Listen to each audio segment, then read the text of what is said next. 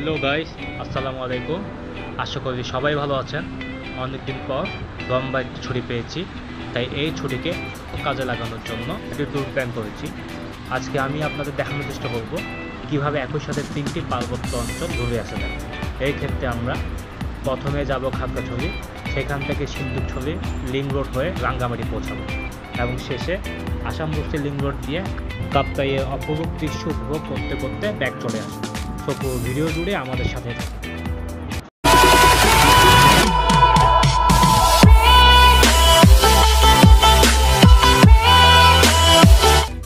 আমরা আজকে 5টি বাইকে মোট 10 জন মিলে রওনা হয়েছি। আমাদের প্রথম গন্তব্য হাটাজারি।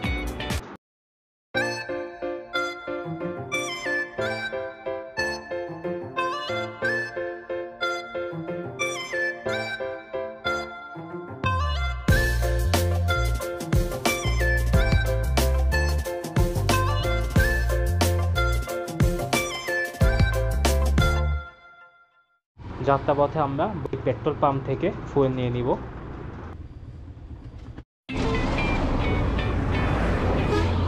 বেসিক্যালি আমাদের যাত্রাটি হবে প্রায় 220 থেকে 230 কিলোমিটার।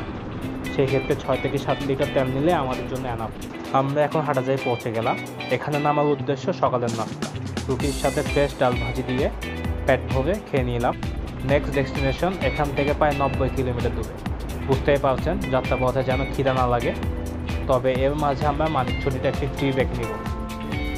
মানিকছড়ির রাস্তাটি একদম সোজা চলে গিয়েছে খাগড়াছড়ির পথে।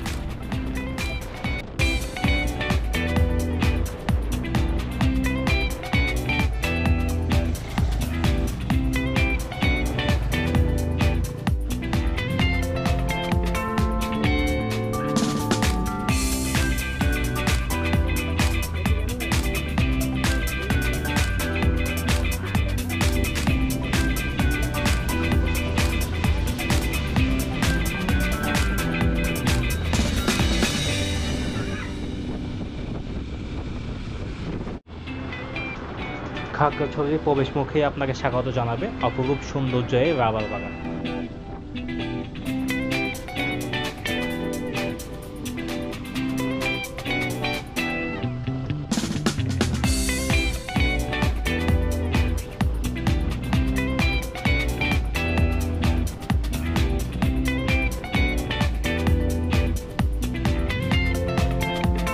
আঁকাবাঁকা সড়কের সৌন্দর্য উপভোগ শুরু করবে জালিয়াপাড়া বাজারের পর থেকে।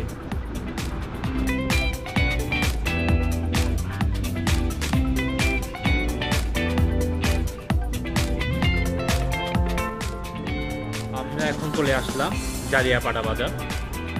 এই বাজার থেকে সোজা গেলে খাগড়াছড়ি এবং ডান পাশে সিন্ধুকছড়ি রাস্তা।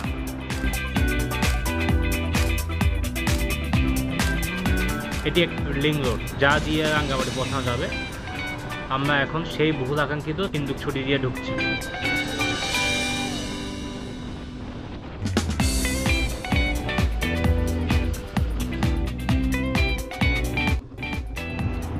আমি এখন আছি সিন্ধুকছড়ির 0 পয়েন্টে।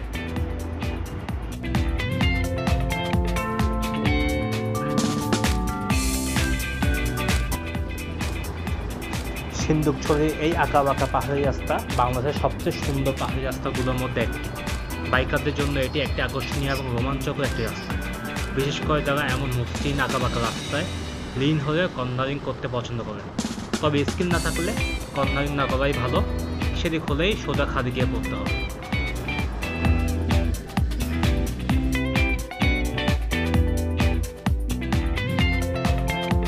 আমরা একটু এই জায়গায় দাঁড়াই রিফ্রেশমেন্টের জন্য।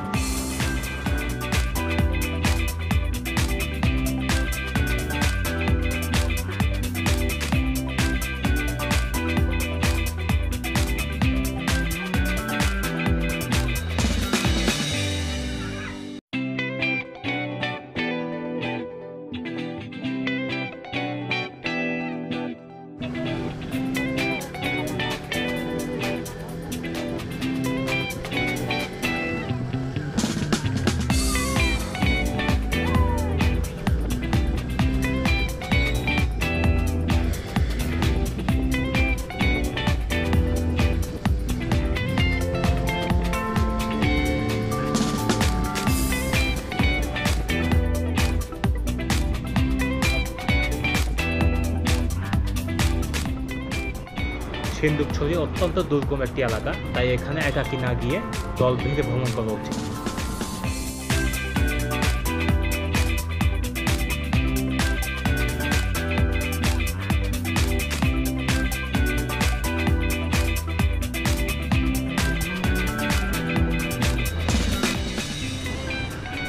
আমরা এখন রাঙ্গামাটির রাস্তায় উঠে গেলাম। এখান থেকে সোজা চলে যাব ভেদবেদি বাজার।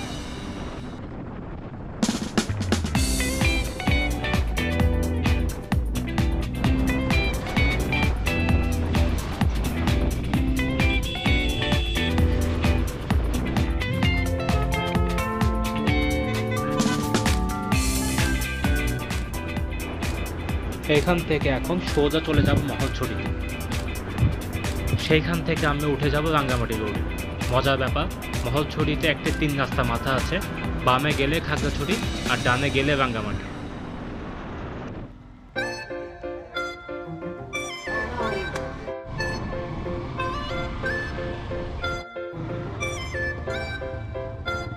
এটাই হলো সেই বিখ্যাত ভেদবেদি বাজার। এখান থেকে দুপুরে খাবার শেষ করে রওনা দিচ্ছি আসাম বস্তি রোডে।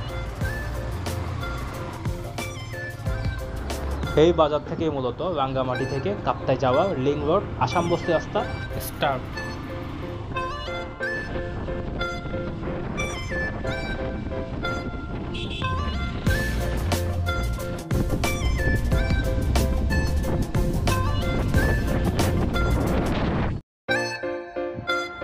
আসাম বস্তিতে ঢুকতে চোখে পড়বে ডিভাইন লেক।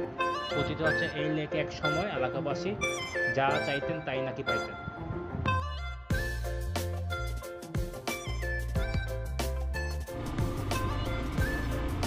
এই লেকের উপর ব্রিজটি স্থানীয়ভাবে আর্জেন্টিনা ব্রিজ নামে পরিচিত। একটু সামনে গেলে দেখা মিলবে ব্রাজিল ব্রিজ।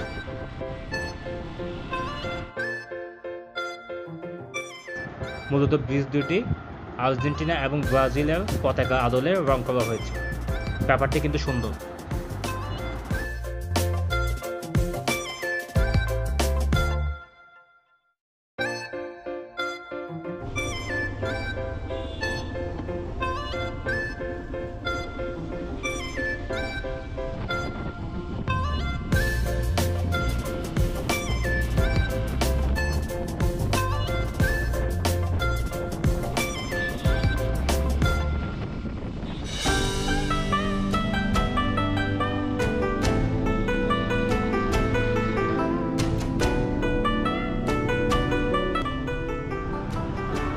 এই আসাম বস্তি রাস্তাটি একদম কাপ্তাই লেকে কোল ঘেঁষে বানানো, তাই এই রাস্তায় এক পাশে কাপ্তাই লেকের নীল জলরাশি, অন্যদিকে সবুজ পাহাড়ের মনোরম দৃশ্য যে কাউকে বিমোহিত করবে।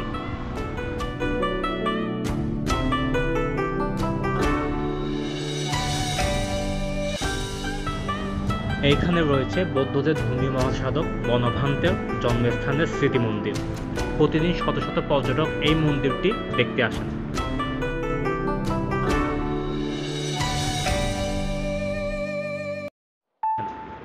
এছাড়াও রয়েছে লেকের মাঝে অনেকগুলো রিসোর্ট। আমরা এখন বর্গি লেক এবং বেলাইন্না লেকে একটু ঢু মেরে আসি।